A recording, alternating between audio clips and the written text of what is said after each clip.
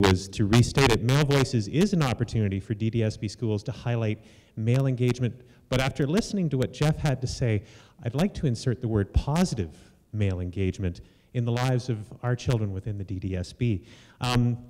There's a lot of research that's gone on that definitely supports that male engagement in the lives of students has numerous positive impacts on their success and achievement academically.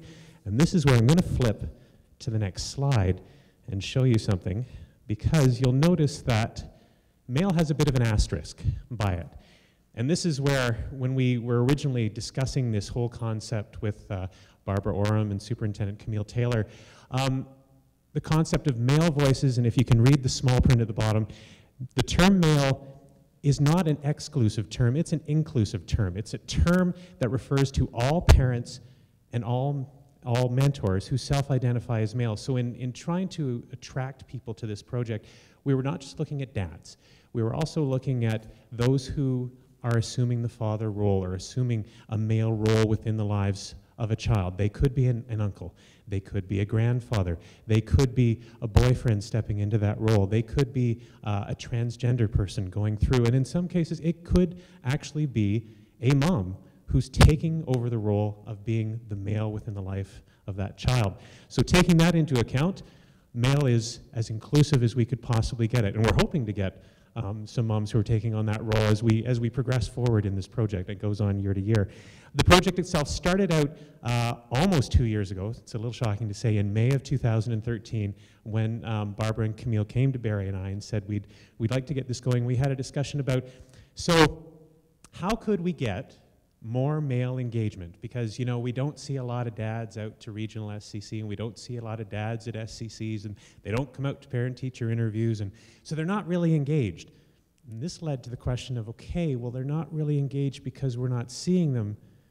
Do we have to see them for them to be engaged? Do they actually have to be present at these meetings that we've set up for them to be part of their children's lives? And this led to a number of concepts and a number of discussions about, well, how else are they engaged? Do we need to redefine what engagement is? And we had some very interesting and long conversations, and Barry and I went away and we got together a group, a steering committee, and we had a meeting in January of 2014, and we were going to bring 12 dads together to talk about male engagement and where we could go with it. And funnily enough, only 6 of them could show up. And this is where we talked about, you know, doing a survey, and we had done an extensive look at data in terms of research on how positive it was to have a male figure enacting in a child's life and how it improved them academically, it improved them cognitively, it improved them socially, their poor behaviors decreased.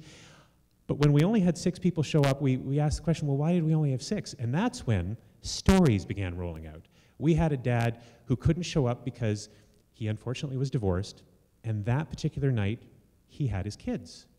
So he said in an email to me, he said, you know, it doesn't make any sense for me to come to a male engagement meeting and leave my kids at home with a sitter. I want to be at home and engage with my kids. So he was missing a male engagement meeting to be engaged. We also had a dad who got a chance to work overtime, and he said, well, I can't give up overtime because my son needs a new jacket. And to be honest, I can't give that up. He needs a jacket, and he needs to be outside and playing with his friends, so he was giving up time to be part of a male engagement committee so that he could engage with his son. We had another dad who said, I'm going to have to leave the meeting early because my daughter's got hockey, and I'm helping out with the team, and I want to be there to see her skate. So it was at that point that we said, you know what, maybe we need to take this in a different direction. Instead of doing surveys of all the schools and finding out, okay, how are males engaged in your schools, and tracking data and doing charts and coming up and doing PowerPoints, maybe this becomes a conversation where we try to elicit some of those stories and find out that parent engagement is definitely a positive thing, but maybe there are different ways to look at how males are engaged. So it was at this point that we actually looked at, okay, for the survey has been, like, the research has been done. Like, there's a huge amount of data already gathered by people who've done extensive surveys on male engagement and why are they engaged or why are they not. So we kind of took a different track and went, okay, if that's the case, even us as dads, the majority of the people on the committee itself have children in some capacity, and we're like, okay, well, how involved am I at my child's school? What do I do at my child's school?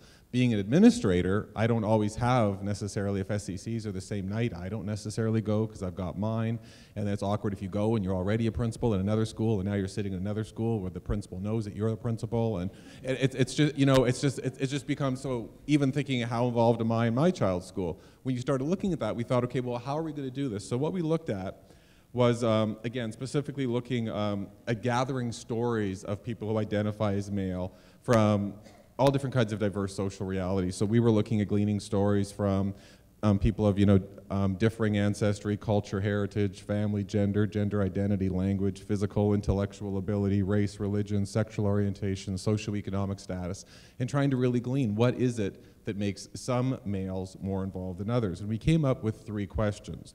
And the questions that we posed to these people were, how did your learning as a student impact how you raise and support your child in school? How important do you believe it is for father figures to be role models of healthy, supportive, and balanced relationships for their children? And which event or experience stands out to you regarding the importance of being present in your child's life?